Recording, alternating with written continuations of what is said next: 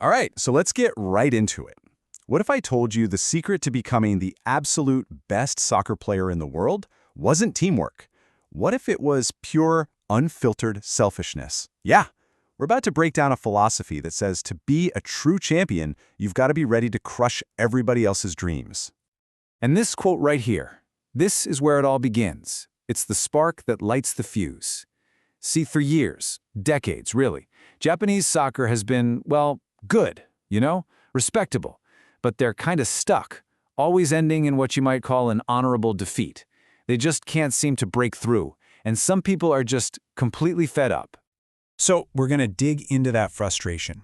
It's this feeling that's been building up across the whole country, and we're about to see it all come to a head with one player in one single game-changing moment. The big problem here is this whole culture of honorable losses, or fighting well. Japan's known for this really beautiful team-based soccer. Lots of passing, great cooperation, it's great to watch.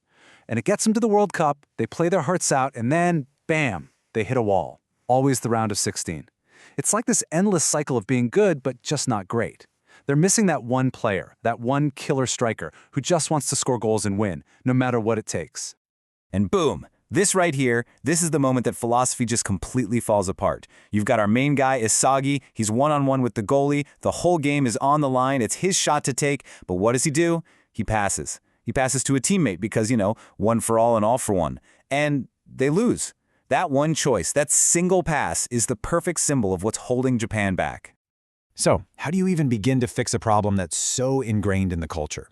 Well, the answer we're about to see is it's radical. It's honestly kind of insane.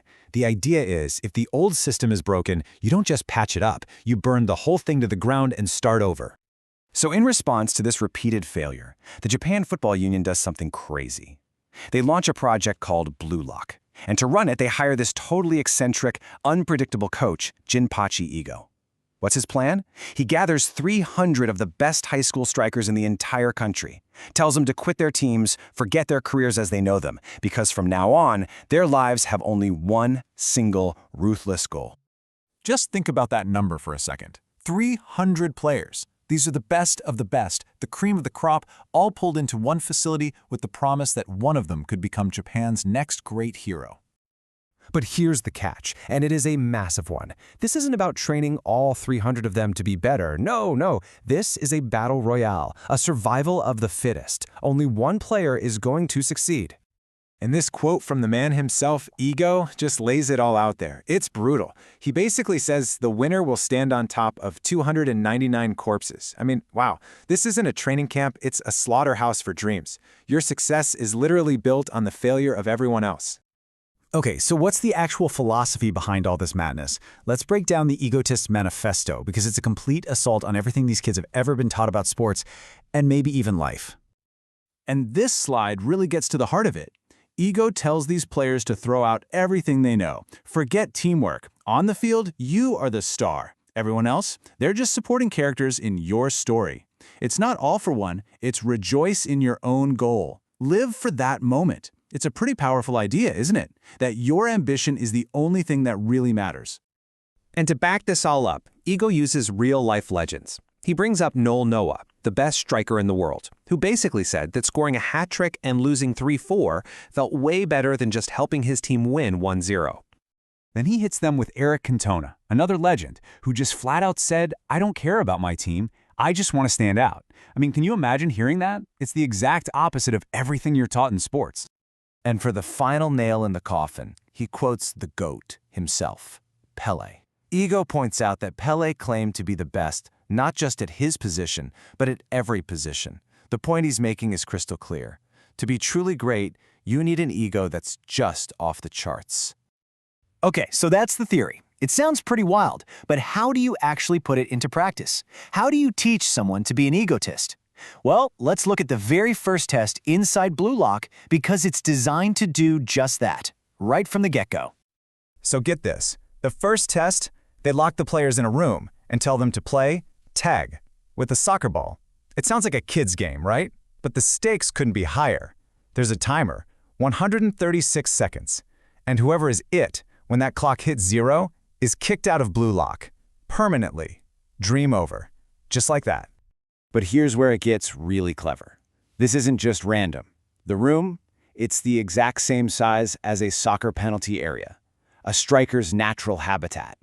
And think about it, being it isn't a bad thing. It means you have the ball. You hold the power to eliminate anyone you want. So this test, it's not about who's the fastest runner. It's a mind game. It's designed to find out who has that killer instinct, who's willing to do whatever it takes to survive. And who do we find right in the middle of this chaos? Our guy, Isagi. This whole test puts him in the exact same spot he was in during that championship game. But this time, it's not about winning a trophy. It's about his entire future. So picture this. The clock is ticking down. 3, 2, 1. Isagi is it. He's got the ball. He has two choices. He can take the easy shot and hit a guy who's already on the ground, a guaranteed out. Or he can risk everything and aim for the strongest, most talented player in the room. It's a much harder shot, but man, what a statement it would be. What would you do in that situation? He takes the shot, he goes for the strongest guy, and in that one split-second decision, the old Isagi is gone. The team player is dead. He makes a choice. If I have to end someone's dream to save my own, I'm gonna prove I deserve it by taking out the best. And that's it. That's Ego's entire philosophy in a nutshell. A true striker, a real egotist, doesn't crumble under pressure. When everything is on the line, they don't look for the easy way out. They want the ball. They embrace that burden and use their own power, their own ego, to seize victory for themselves. So that move, that act of what some would call betrayal, of choosing to fight the strongest opponent to survive, that's exactly what ego is searching for. That, he says, is the egotism of a striker. And just like that, for the 299 players still standing, the world has changed. The old rules are gone. Blue Lock isn't a team-building exercise, it's a competition to see who can become the hero of their own story, even if that story is written on top of the crushed dreams of everyone else. So that leaves us with one heck of a question to think about. Blue Lock's whole argument is that to forge a true hero, you first have to create a monster. And it really makes you wonder, and this goes way beyond just soccer. When you're chasing that absolute peak of greatness, is being a ruthless egotist a bad thing? Or is it the one thing you absolutely need?